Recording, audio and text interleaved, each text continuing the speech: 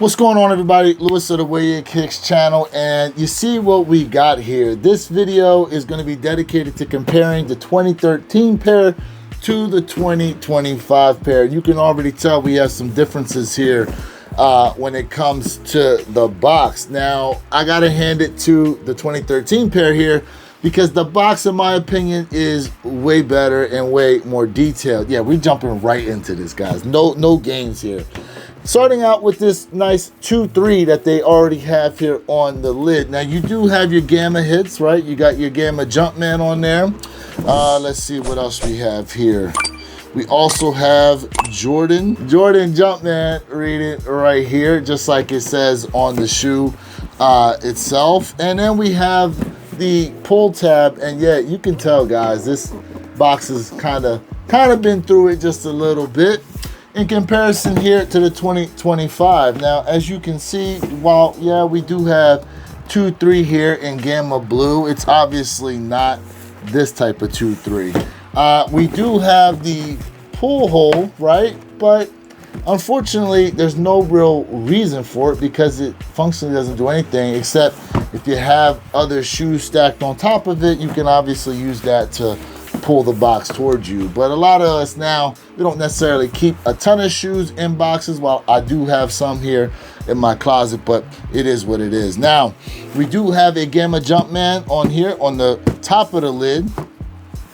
Like I said, the old box has one on there as well, but that's kind of where some of the similarities and a lot of the glaring differences live. But let's go ahead and pop these open. So the 2025 pair, as I stated, opens with a lid, and then you're hit with this tissue paper. Now, in the 2013 pair, I gotta use the pull hole here after I take out this little tab in the bottom, and yeah, you go ahead and pull them out, right? And you are met with this here on top. Now, once again, for what they gave us in 2013, you know, this right here is obviously a nice touch to the presentation overall. Something that is obviously lacking here with the 2025 pair. But as far as, you know, that's concerned, let's go ahead and move on to the shoes themselves. So I'm gonna compare I have the right shoe here, and let me go ahead and I'll pull the right shoe out here as well. Kind of, I guess, make it even in a sense. I'm just gonna focus on that part and put these off to the side. So here we go, guys. We have the 2013 pair and we have the 2025 pair. Now, I must say there's obviously a lot of similarities to them, you know, but there are a few differences that we definitely have to point out. Now, one of the things I'll start with is actually what's inside of the shoes themselves. In 2025, and with a lot of our shoes, we have been most notably getting this tissue paper. Obviously, this is way better to have, right? An extra little trinket, rather, right? Especially with what we have to pay on this $235 plus tax, especially here in Florida. I'm not 100% sure what the 2013 price was. I'll put it down here at the bottom. I want to say it's $190, but regardless, I'm gonna have it down there for you guys to see. Now, on the 2013 pair, taking a good look here, you can see that this patent leather is actually a lot lower than you have here on the 2025. It's notably much higher. Not notably much higher, but it's definitely higher on the 2025 pair than it is the 2013. Also, I must point out that there's another thing that kind of, I don't know how you guys feel about this. Let me know. So here's the Jumpman on the 2025 pair, right? But here's the Jumpman on the 2013 pair. Take a good look at that. And when you put them there together, the 2013 pair looks like Michael Jordan's got himself a little booty crack there with the way that they made it, you know what I mean? But it also looks a lot larger on the 2013 pair than it does the 2025. Let me know down in the comment section how you guys feel about the differences in the Jumpman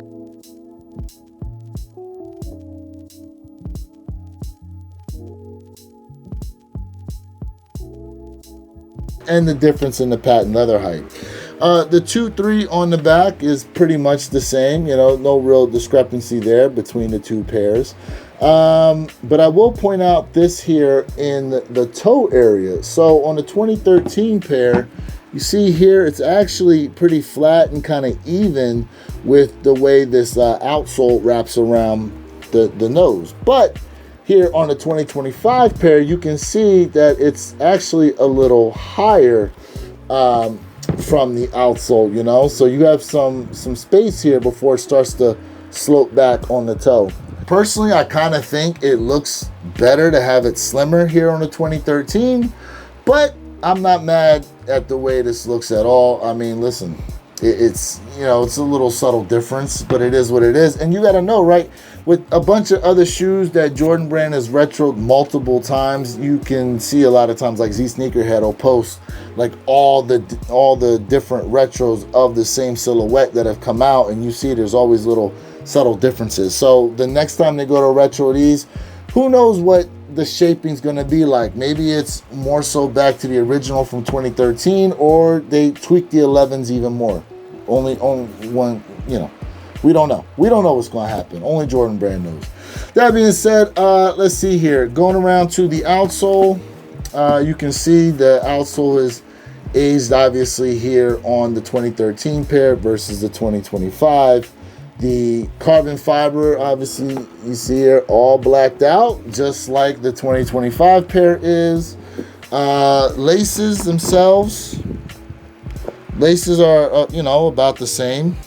And that's kind of it when it comes to, you know, the differences between the 2013 and the 2025 pair. You know, I personally have no hate whatsoever. I really like the shoe. That price point is getting kind of crazy though when it comes to the Jordan 11s. But, you know, when I caught mine from JD Sport Finish Line, I did use that $20 off coupon, so I was able to get it a little under retail. And I believe that this shoe is just going to continue to really climb in a sense. But these here, they're really, really nice. Obviously, you can wear them with a multitude of different outfits. For those of you out there who still have your 2013 pair, I know there's a bunch of you out there that do. Let me know down in the comment section below what you guys like better, the 2025 or the 2013. Now, if you never had the 2013, you should technically automatically be saying the 2025, but we know how some of you shoe connoisseurs are out there. You know, your opinions are going to waver, but I'm here for all parts of those conversations. So leave me a comment down there below and let me know how you guys feel overall. In any case, this is Lewis of the Wear Your Kicks channel, reminding you to be true, stay in the moment, and don't forget, every day is a great day to wear your kicks.